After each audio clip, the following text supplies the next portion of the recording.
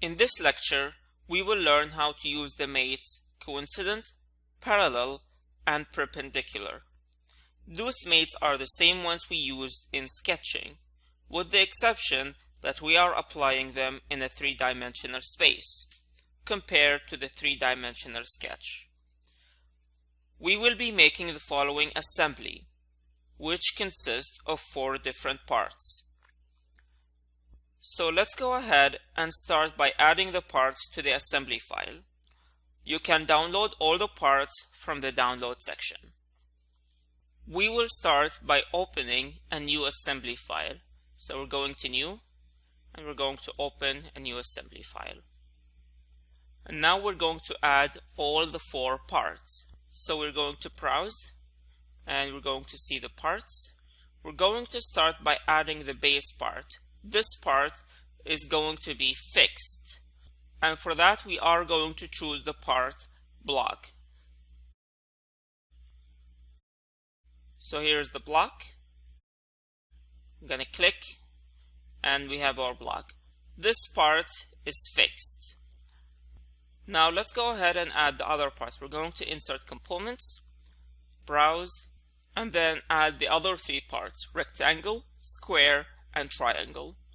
We're going to open, and then we're going to click, click, and click. Now we have all the parts added to the assembly. Now we can start applying mates to have the parts where we want them to be. If you notice, if I click and hold in this rectangular shape, it will be moving. We want it to be fixed in this slot right here. So we're going to mate, and then we're going to start applying relations. One relation we can easily conclude is that the upper surface of this rectangle is coincident with the upper surface of the block. So I'll go ahead and select those 2 upper surfaces and then apply the coincident relation. Notice that as soon as you select the surfaces, SolidWorks automatically assumes a relation. In this case, it automatically assumed the relation coincident. You can always change it to another mate. So if I change this to perpendicular, you're going to notice that the 2 surfaces change to become perpendicular to each other. If I do parallel, it's the same thing. However, now I want them to be coincident. So I'm going to click OK, and now they're coincident. If I click on the block and I start moving it, you will notice it still moves, keeping the relation between the 2 faces. Let's go ahead and apply another thing. If I click on this vertex here, and then I click on this other vertex here, we will get the relation coincident. This relation fits for us, so I'm going to click OK. Now if I click and hold in the rectangle and I start moving the mouse, you will notice the new restraints we're having. So let's go ahead and restrain that even further.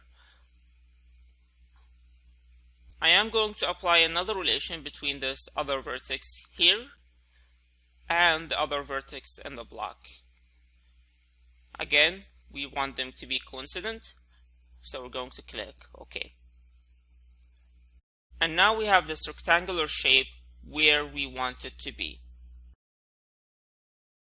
Now let's go ahead and start restraining the triangle. Before that, let me show you the move components command. So if we exit the mate, in the top you're going to see move components. If we click on it, you can move a component. This is the same movement you get if you just click and move. But if you drop down the menu, you will see rotate components, and if you click on it, you can rotate the components. Just to give you a better idea how it looks like. So let's go back to mates. For this triangle, I want this top surface to be parallel to this top surface of the block. So if I click here and I click here, and I can choose parallel, and now the two surfaces are parallel. So if I exit mates and I go back to rotate components, you will notice that you can only rotate the components while keeping the two faces parallel to each other. So let's go back to mate. Another mate that I can apply to restrain this triangle is to have this face here perpendicular to this face here. So I'm going to the standard mates and choose perpendicular, and then click OK. Now if I go ahead and try to rotate the triangle, you will notice that it doesn't really rotate because the mates we applied are enough for it to be fixed in that position. Now let's go ahead and try restraining it even more. So I'm going back to mate, then I'm going to select this edge here, and I will select this edge, and I will have them coincident. We'll click OK. Now you can see that the only movement we can do to the triangle is to move it up and down. Let's go ahead and restrain that further.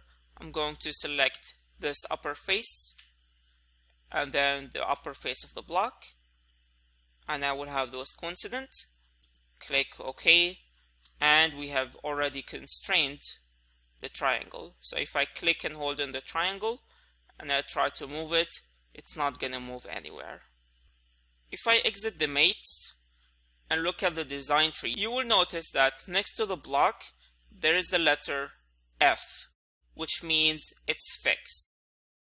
Next to the square there is a minus sign, which means it's not defined yet. So if I click on the square, I can still move it. Both the triangle and the rectangle do not have anything beside them, which means they are fixed in position using the mates we applied.